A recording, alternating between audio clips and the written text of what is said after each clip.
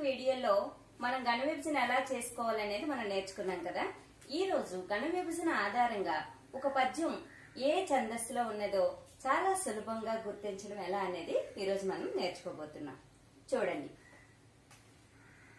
మీకు లఘువులు గురువుల గురించి నేర్చుకున్నారు కదా. దీర్ఘం వచ్చింది ఆ, ఇది గురువు. ఇది దీర్ఘం లేదు, గురువులు కానివన్నీ లఘువులే అని మనం ఇది వరకు నేర్చుకున్నాం. లఘు లఘు సంయుక్తాక్షరం ముందున్న అక్షరం గురువే కదా, గురువు. ఇది లఘు. పూర్ణసన ఉంటే గురువు. లఘు లఘు లఘు. ద్విత్వాక్షరం ముందు అక్షరం గురువు.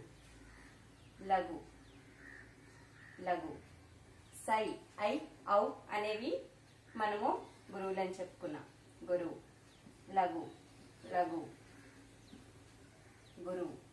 లఘు ముందు అక్షరం కదా, గురువు. లఘు గురువు. సరే, ఇప్పుడు మనము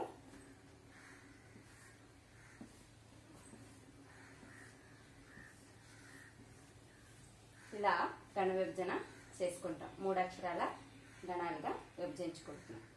మంత్రం నేర్చుకుని శుభ్రంగా వచ్చినట్లయితే మనం ఏ పద్యాన్నైనా అతి సులభంగా గణ విభజన చేసుకోవచ్చు అని ముందే మనం నేర్చుకున్నాం కదా. ఏంటా మంత్రం?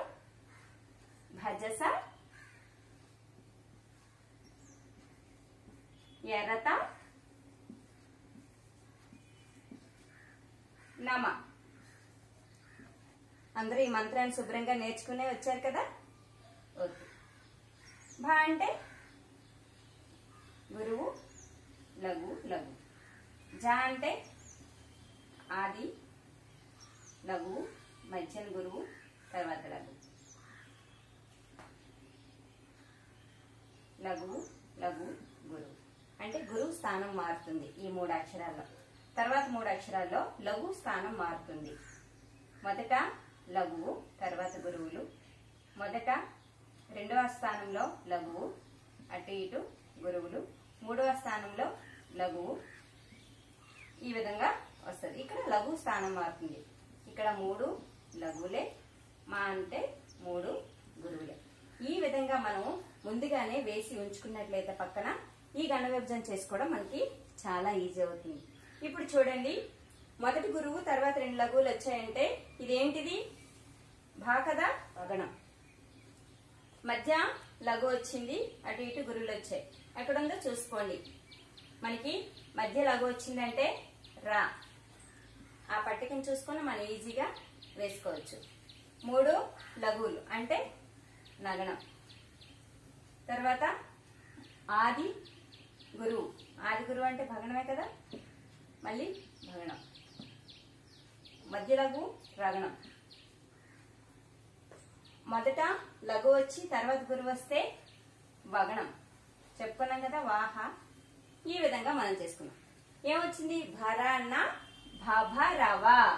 భరణ భభరవ అనే గణాలు వచ్చినాయి. భరణ భభరవ అనే గణాలు ఏ పద్యంలో ఉంటాయి?